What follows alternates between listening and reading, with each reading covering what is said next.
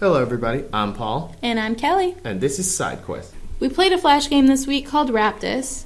And first of all, let me warn you guys, this is not a game. It's more of an interactive fiction, a non-game if you will. Yeah, basically the entire game you're moving a character through a sequence of events. It's more you're flipping pages than moving a character. In a game in the conventional sense, you would have more choices. Throughout the entire game, you actually have one. Yeah, and that choice was stupid. Let's talk a little bit about how we felt about the game. Alright, you go first. Okay. It was a very dark game. I liked it. The story itself is very controversial for some people, but I enjoyed it. It made me think a little bit, which is always what I look for. So, what about you? First of all, I didn't like the characters. I've loved certain stories that have hateable characters. The thing that got me the most about this was that there was no character. This is a plot device story. Every character is there for a purpose. It's like Little Red Riding Hood. We don't know about Red when we're reading that fable. Just, oh, she's a little girl in a red hood. This is, oh, he's a guy who likes the girl. Yeah, well, if you think about it that way, it is sort of like a fable. It's a cautionary tale.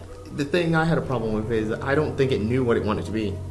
First of all, before we get into the real details of the game, we just wanted to talk about the art and the music a little bit. I think the art was extraordinary. As was the music. The music was beautiful. Two guys made this. Yeah, one did all the programming and animations, and the other guy did the music. And to whoever did the music, you deserve a medal. I count myself humming this song quite a few times.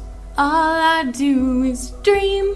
That's what they were saying? Dream of you. Yeah, all I do is dream of you. All I heard was, no, no, no, no, no, no. To continue this, we're going to have to start talking about the story. So, if you're the person who doesn't like spoilers, I suggest you go and try the game. It's only 7 minutes long. And it's free, so... We're going to give you about 5 seconds to pause this video.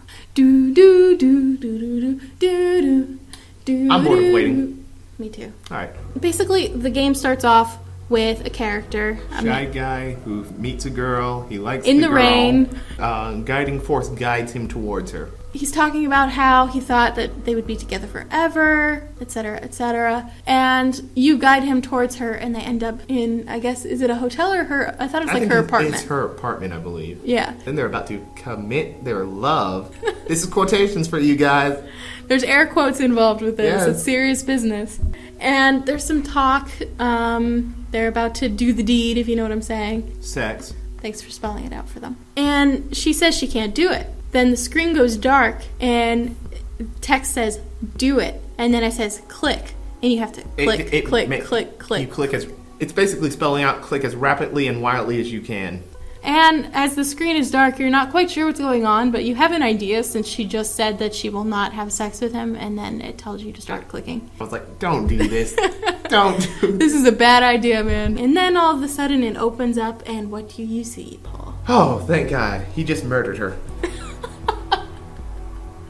Yeah. It's not rape, it's murder. Don't worry about it. It actually might be both. We don't know. It's not. No, it was attempted rape, and he murdered her in the process, I believe. Really? Mm-hmm. Because she said she wasn't ready. So, it started out attempted rape, then he killed her. If you're not ready, we'll never be ready. I will make sure of it. And it turned... so, it's revealed that the story began in medias res, and he was actually taking her body to a lake. It started that way, yeah. He was in the beginning of the... Oh, when he was driving. Yeah. I never made that connection. It's like Mind blown, huh? It's like a light bulb going off in my brain. So, he dumps the body in the lake, and then he's about to walk in it himself. Mm. And then he stops saying, oh my God, the voice, it's gone. And then you get to make a choice, which I think was a bit ill thought out. The choice is basically you can either walk into the lake after her because you've already put her in the lake, or you can get in the car and drive away. What did we choose? Because we both chose different things. I chose go in the lake. Of course you did. He had to die. You're a suicidal maniac. He had to die. I chose to drive away because I was like, back out now. You've already gone too far. Coward. What happened when you went into the lake? Well, she appears as a ghost, and he appears with her. When I drove away, basically all you see is her ghost and he's gone. Mm-hmm. Can I just say, I was playing this at night and I have a very low tolerance. She was scared to death. She was like, Paul. She was like, Paul, this isn't scary, is it? I was like, no, play it. And the next thing I noticed, she's Skyping me, freaking out. Well, because he didn't tell me there were dead people and ghosts in it. I was asking... Well, then you lose the shock value. Anyway, the game's not scary at all. It's atmospherically creepy, but it's not scary. I want to talk a little bit about, symbolically, what I thought the game was about. What I got from it was basically he has some kind of psychosis, making him hear things in his head, like compulsions, basically. The entire game you're given no choice, which is basically like a reflection of how he has no choice. So in the end, he's freed from it, and then you're freed from it, and you're able to make a choice. But neither of the choices are that great at that point because the damage is already done. That's actually pretty interesting. Is that what you thought? No. What did you get from it? Tell me, because that's why I liked it, because I thought that was valuable. I thought it was more, whatever you do, there's no undo button, so be careful about what you do. I appreciate it for that message. Right. But then I thought the voice was played completely counter to it. Why? Because it's not his choices if the voice is telling him to do that. And that's what annoyed me with the whole... If you were trying to get a moral about what you do is your fault and you have to accept it, because that's what it felt like he was trying to get. Mm-hmm. By putting the voice in there, you take away all consequence from the main character because he was possessed. But I didn't see it as them trying to get a moral across. I think it was like an expression of situation in which you have no choice and yet you have to suffer the consequences. It was his fault, but it wasn't his fault. Again, another thing that bothered me with it was the choice. We as the viewer know that that there's something inherently wrong with the voice because it drove him to kill someone. So the voice commands him to walk into the water.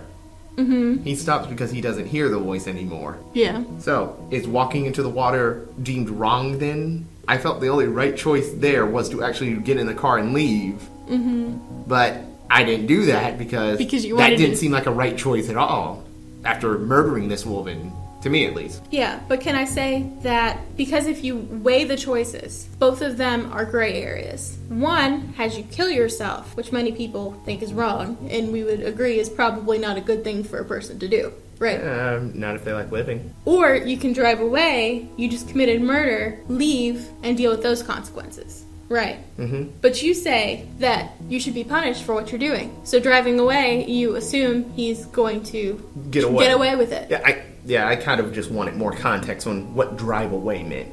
I do like how the mechanics of it was, you've been playing the mouse the whole time. At the end, they took away from control of the mouse and had you use arrow keys. That was a good contradiction. That was a good parallel to it.